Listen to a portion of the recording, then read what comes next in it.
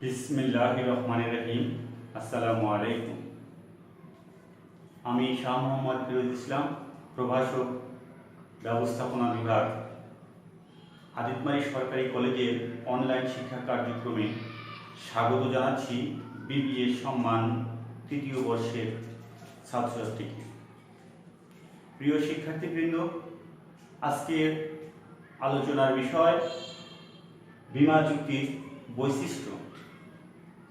বীমা যেহেতু একটি চুক্তি, এক বা একাধিক পক্ষের মধ্যে এটি সম্পাদিত হয়ে থাকে, তাই এই চুক্তিরও কিছু সুনির্দিষ্ট বৈশিষ্ট্য রয়েছে।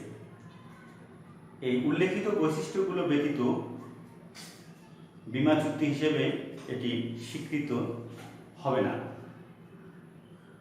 তো বীমা চুক্তির বৈশিষ্ট্য হলো বিভিন্ন ধরনের বৈশিষ্ট্য পরিলক্ষিত হয়। এর মধ্যে বৈধ চুক্তি, লিখিত চুক্তি, প্রিমিয়াম, আর্থিক নিরাপত্তা, প্রতিদান, বীমাযোগ্য স্বার্থ, সদ্বিশ্বাসের সম্পর্ক এবং ঝুঁকি বন্টন, এগুলো উল্লেখযোগ্য বৈশিষ্ট্য। এখন আসি আলোচনায়। বীমা চুক্তির বৈশিষ্ট্য আলোচনা।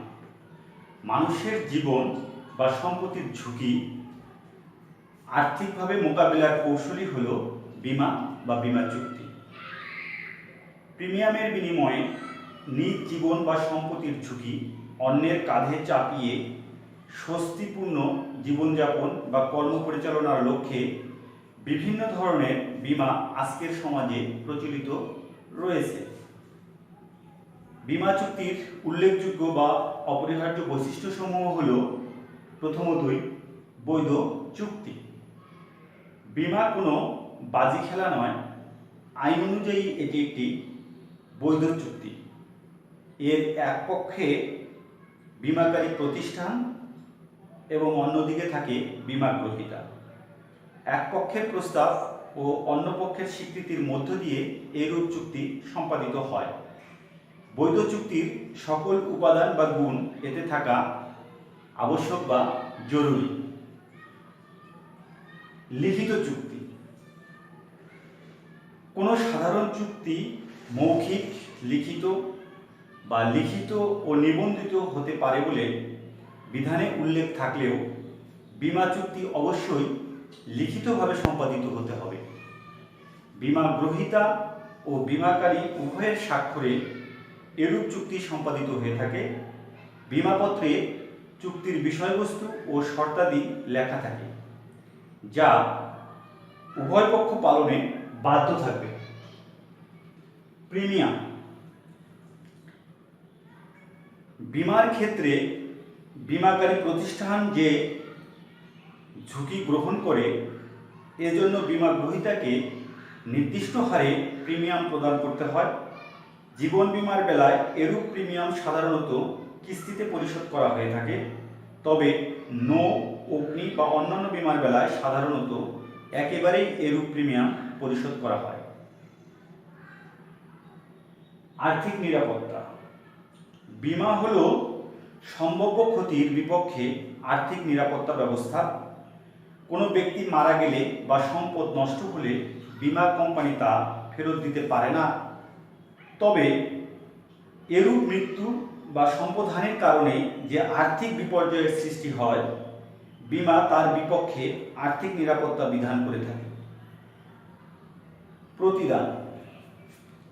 বীমা চুক্তিতে প্রতিদান প্রদানের ধরনের বিশেষ বৈশিষ্ট্য লক্ষণীয়। অর্থাৎ আমি প্রিমিয়াম প্রদান করব, বিনিময়ে আমার ঝুঁকির নিশ্চয়তা পাব বা গ্রহণ করব, এটি হচ্ছে প্রতিদান। এই প্রতিদান বিষয়টি বীমা চুক্তিতে অবশ্যই থাকতে হবে, অন্যথায় এটি বীমা চুক্তি হিসেবে বিবেচিত হবে না। বীমাযোগ্য স্বার্থ। বীমাযোগ্য স্বার্থ বলতে আমরা বুঝি বীমার ক্ষেত্রে বীমাকৃত বিষয়বস্তুর উপর বীমা গ্রহীতার আর্থিক লাভের স্বার্থ থাকা আবশ্যক, অন্যথায় সে এর উপর বীমা করতে পারে না। যেমন ক এর বাড়ি খ বীমা করতে পারে না। কিন্তু বাড়িটি যদি ক্ষয়ের নিকট বন্ধক রাখা হয় তবে সে ওই বাড়িতে বীমা করতে পারে। পিতামাতা ও সন্তানের মধ্যে এরূপ স্বার্থ থাকায় একে অন্যের জীবন বীমা করার অধিকারী হয়ে থাকে বা করতে পারে। অর্থাৎ পিতা পুত্রের জন্য জীবন বীমা করতে পারবে অথবা পুত্র পিতার জন্য জীবন বীমা করতে পারবে, কারণ এই ক্ষেত্রে তাদের একটি স্বার্থ রয়েছে। এরপরে বলা হচ্ছে সদ্বিশ্বাসের সম্পর্ক। বীমার ক্ষেত্রে বীমাকারী ও বীমা গ্রহীতার মধ্যে সদ্বিশ্বাসের সম্পর্ক প্রতিষ্ঠিত হয়। তাই বীমা সম্পর্কিত সকল গুরুত্বপূর্ণ তথ্য সঠিকভাবে প্রদানে উভয় পক্ষ একে অন্যের নিকট বাধ্য থাকে। বীমা গ্রহীতা কোনো তথ্য প্রদানে মিথ্যা বর্ণনা বা প্রতারণার আশ্রয় গ্রহণ করলে সেটি আইনের দ্বারা বলবৎ হবে না বা আইনের দৃষ্টিতে একটি বৈধ চুক্তি হিসেবে গ্রহণ হবে না। এরপরে বলা হচ্ছে ঝুঁকি বন্টন।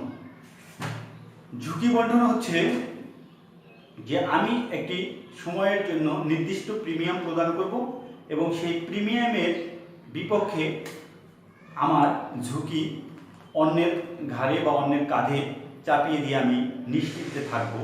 এটি হচ্ছে ঝুঁকি বন্টন।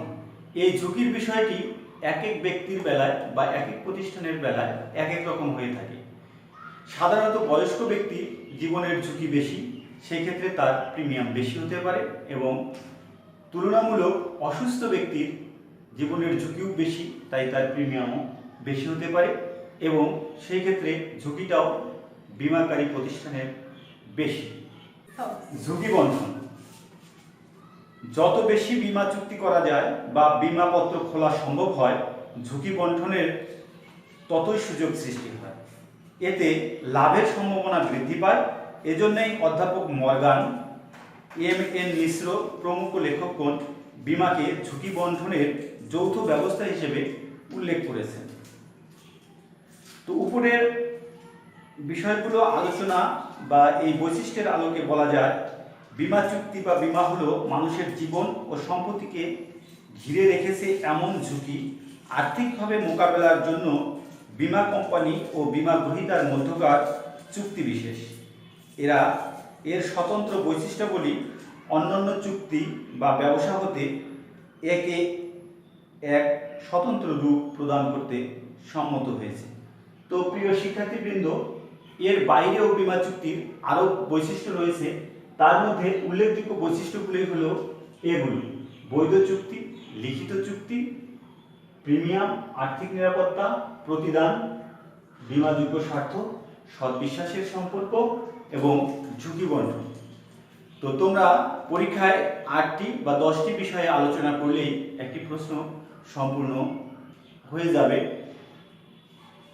এবং এভাবেই তোমরা লিখবে। প্রত্যেকটা প্রশ্ন লেখার পূর্বে ভূমিকা আকারে তোমার নিজস্ব মতামত দিবে এবং এরকম 8 থেকে 10টি বিষয়ে আলোচনা করবে এবং সর্বোপরি শেষে এসে তুমি আলোচনার ভিত্তিতে তোমার ধারণা ব্যাখ্যা করবে, তাহলে প্রশ্নটি সম্পূর্ণ হয়ে যাবে।